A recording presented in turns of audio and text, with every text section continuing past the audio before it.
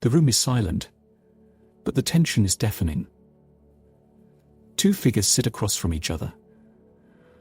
One speaks with the fervor of a preacher, hands slicing through the air, voice rising to fill every corner of the space. The other is still, unmoved, a statue carved from indifference. The louder the first grows, the quieter the second becomes. And then, without a single word, the balance of power shifts. The speaker falters. He expected resistance, a duel of words, but his opponent has refused to play, and in that refusal, something unsettling becomes clear. The one who says nothing has already won. How? How can silence dismantle the most passionate argument? How can stillness unnerve the most confident speaker? How is it that the absence of action so often speaks louder than action itself? This is not mere passivity. This is not surrender. This is something far more dangerous, a quiet dominance, a victory without battle, an authority that needs no proclamation. It defies every instinct we've been taught. That to win, we must fight. To be heard, we must shout. To lead, we must command. Yet history whispers a different truth. The most formidable leaders were not always the loudest. The most unshakable people did not need to prove themselves. Consider Nietzsche's observation. The surest way to corrupt a youth is to instruct him to hold in higher esteem those who think alike than those who think differently. What does this reveal about the nature of influence? That dominance is not seized through force, but through the quiet erosion of opposition. The most powerful do not convince, they render persuasion unnecessary. But here lies the paradox. In a world obsessed with visibility, with viral moments and personal branding, with the constant performance of strength, how does one master the art of winning without words? How does one wield silence like a weapon, stillness like a strategy? The answer lies in a law Nietzsche himself never named but embodied. A law that governs not just power dynamics, but the very fabric of human psychology.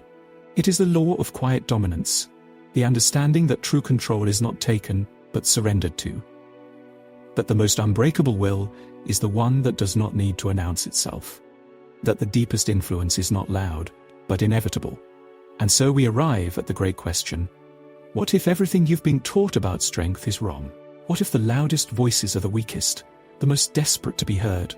What if real power does not shout but waits? The implications are unsettling. They force you to reconsider every argument you've ever had, every moment you've sought validation, every time you've tried to prove your worth. They suggest that the true battleground is not out there, in the clash of words and wills, but in here, in the quiet recesses of your own restraint. This is not a call to silence. This is a call to something far more radical, the realization that dominance does not need to speak at all. And now, the deeper problem reveals itself. You have been conditioned to believe that power is seized, that influence is won through sheer force of will, that respect is demanded by the volume of your voice. From childhood, you were taught to raise your hand, to speak up, to make yourself heard. Society rewards the charismatic, the outspoken, the ones who command attention. But beneath this surface-level truth lies a darker, more insidious reality. The louder you are, the weaker you appear. Why? Because dominance through noise is a confession of insecurity. The man who shouts his authority fears it is not recognized. The woman who over-explains doubts her own legitimacy. The leader who must constantly remind others of his status is one step away from losing it. This is the hidden problem. The more you try to prove your strength, the more you reveal your need for validation. The psychological roots, why we crave external validation. Carl Jung saw it clearly. Loneliness does not come from having no people around you, but from being unable to communicate the things that seem important to you. But what happens when communication becomes performance? When every word is a bid for approval, a plea to be seen as powerful? Modern psychology reveals a brutal truth. The need to dominate through speech is often a trauma response. The child who was ignored learns to shout. The student who was overlooked learns to debate. The employee who fears invisibility learns to interrupt. These are survival mechanisms, not strategies of true power. And yet, the most dangerous part is this: the more you perform strength, the more you erode it. Every time you argue to convince, you admit doubt. Every time you demand respect, you confess it was not freely given. The truly dominant do not persuade. They render persuasion irrelevant. The philosophical undercurrent, Nietzsche, Schopenhauer, and the illusion of control, Nietzsche wrote. He who cannot obey himself will be commanded. The crux of the issue: those who rely on words to dominate are still slaves to the opinions of others. They are trapped in a loop of reaction, not action. Schopenhauer took it further. The more unintelligent a man is, the less mysterious existence seems to him. The loudest voices are often the least aware of their own fragility. They mistake aggression for strength, volume for authority. But true dominance is not reactive, it is untouchable. Consider the Stoics, who mastered the art of apatheia, not indifference, but the ability to remain undisturbed by external chaos. Marcus Aurelius ruled an empire not by shouting orders, but by embodying an unshakable will that needed no announcement. The societal trap. Why noise is mistaken for power? Modern culture worships visibility. Social media rewards the loudest, the most controversial, the most performative. We confuse attention for influence, controversy for wisdom. But this is a Faustian bargain.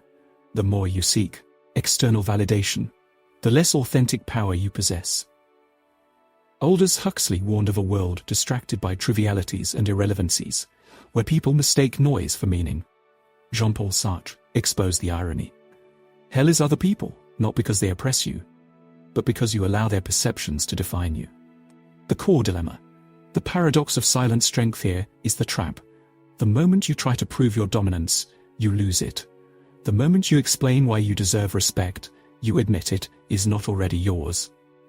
This is why Nietzsche's quiet dominance is so terrifying. It does not engage. It does not justify. It does not perform. It simply is. And now, the question shifts from how do I win, to why do I feel the need to. The answer will unravel everything you thought you knew about power. But first, you must face the consequences of living in the noise. The man who must always win arguments loses them in advance. The woman who demands constant recognition erodes her own authority. The leader who relies on charisma alone builds a house on sand, one strong wind, and it collapses. This is the tragedy of those who mistake noise for power. They do not realize they are weakening themselves until it is too late. The cognitive betrayal, how the mind turns against the loud neurologically. The brain is wired to distrust desperation. When someone over-explains, interrupts, or dominates conversations, subconscious alarms fire. This person is compensating for something. Studies on persuasion reveal that the less someone tries to convince you, the more you trust them. This is the cruel irony of performative dominance. The harder you push, the more resistance you create. The boss who micromanages, his team obeys out of fear, not loyalty. The partner who demands constant reassurance, their neediness breeds contempt. The activist who screams rather than listens, their message is drowned in their own volume. You have seen this in your own life. Think of the people who commanded your deepest respect. Were they the ones who demanded it, or the ones who never had to? The social fallout, how noise destroys real influence. Society operates on hidden hierarchies. In every room, there are those who speak and those who are listened to. The difference: the loudest voice controls the conversation. The quietest presence controls the room. Steve Jobs could silence a room with a pause. Nina Simone could crush a critic with a single look. Bruce Lee moved less to say more. Their power was not in their words, but in their ability to make words unnecessary. Meanwhile, the modern world drowns in a sea of opinions, everyone shouting, few heard.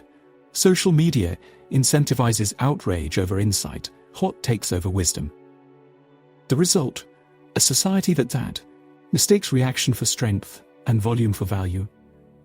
The personal cost, the exhaustion of performance here, is the hidden toll. Maintaining a facade of dominance is exhausting.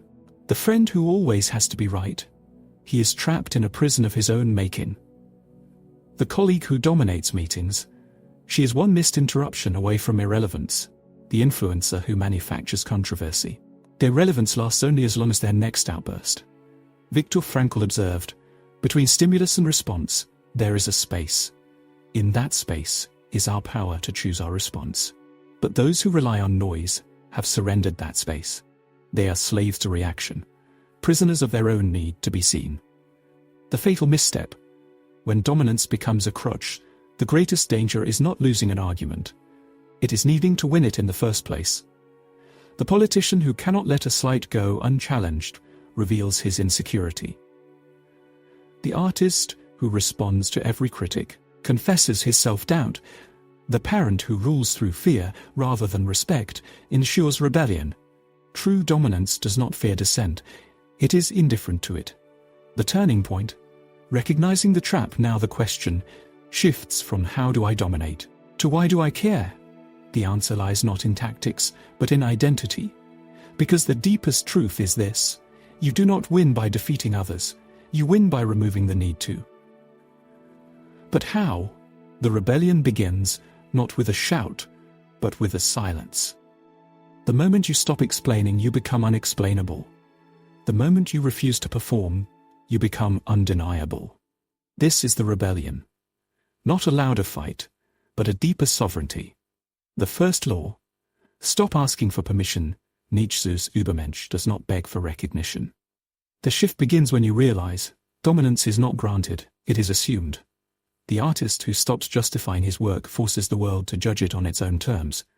The leader who stops defending her decisions makes opposition irrelevant. The lover who no longer pleads for affection becomes the one who is pursued. This is not arrogance. It is the quiet understanding that what needs to be said has already been heard. The second law: let them underestimate you. Sun Tzu wrote, all warfare is based on deception. The most dangerous opponent is the one you do not see coming. Bruce Lee's Jeet Kune Do was built on economy of motion. The fewer the movements, the deadlier the strike. Warren Buffett's most lucrative investments were made when others panicked and spoke too much. Emily Dickinson's power grew in silence, her words gaining force precisely because she refused to shout them. Let them mistake your stillness for weakness. Let them confuse your silence for submission. Their miscalculation becomes your advantage. The third law: replace persuasion with presence. Persuasion is a confession of doubt. Presence is a declaration of truth. When Gandhi fasted, he did not argue. He was. And the British Empire, for all its guns, could not shoot down an idea wrapped in silence. When Miles Davis played fewer notes, the music became heavier, not lighter. When Coco Chanel said less is more, she wasn't talking about fashion. She was talking about power. Stop trying to control how others perceive you. Control how you perceive yourself. The fourth law: master the pause. The space between words is where battles are won. Watch any great negotiator.